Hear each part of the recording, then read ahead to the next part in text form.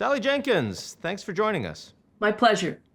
This is our first show on sports, so who knows where it's going to go. But it's about time. We've got the Paris Olympics. And what are you excited about, worried about? Well, the French are trying to do something that's so elaborate On the Seine.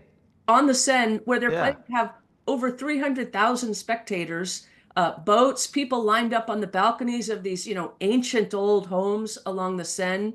The logistics of the opening ceremonies will be the first real test. There's so much that could go wrong.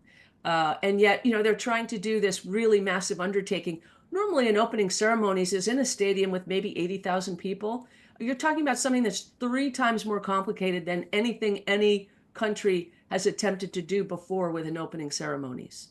At a time of not only great disinformation, but with a major war going on in Europe and the Russians causing a lot of trouble. I mean, you have to think that the French Olympics are an attractive target for them right now. Of course they are. And this is really the first time that the IOC, which normally is the great friend of dictators, it's certainly at the moment very close to Xi Jinping, to the point that they actually exonerated 23 swimmers who tested positive for drugs.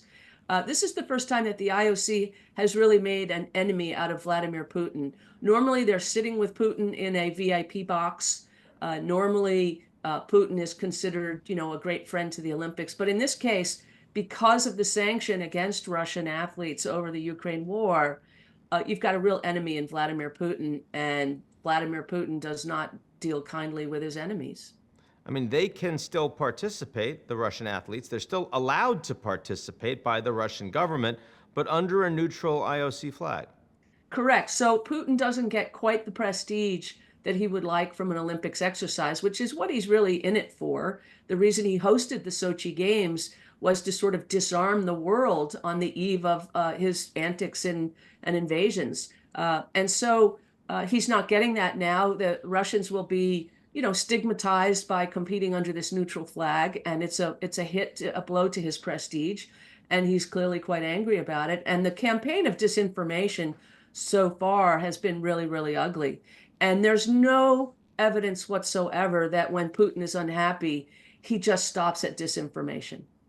Yeah, there's been a lot of fake AI-generated disinformation I've seen. I mean, the U.S. elections, we haven't seen that much of it yet. But compared to other Olympics that you've covered, and you've covered a bunch of them, are your concerns highest in the run-up to France? Yes, normally the concerns over an Olympics are largely environmental. There's been, COVID Olympics where you really worried about the IOC's transparency and honesty in whether they could keep so many athletes and spectators safe from germs. Okay. There have been other Olympics where you knew, for instance, in Rio, that the water athletes would be swimming in was not going to be clean despite every promise.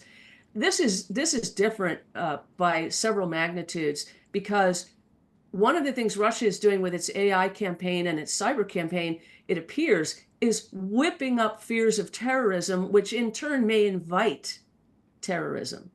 The Palestinian issue is really frightening in its vehemence, and some of the AI that appears to be coming from Russian sources is almost baiting them, if you ask me. I mean, I'm not a national security expert, but it certainly is inviting the idea of violence in Paris. No, French leaders I've spoken to, have absolutely raised the alarm specifically about Russia disinfo and cyber intrusions in the past months. And it does seem like they are bearing the brunt of those efforts right now. I mean, one of the things that they could cause is panic, in areas with really, really large groups of people. I mean, this is going to be the most urban Olympics, and also one of the most sprawling Olympics I've ever seen.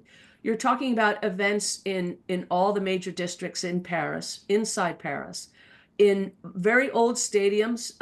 One of the great things about the Paris Olympics is that they haven't built a whole lot of new structures. They're actually going to be holding events at already existing buildings that are very entrenched deeply into the city of Paris. They're also going to be holding events across the entire country. They're going to be having events in Marseille. They're having surfing in Tahiti.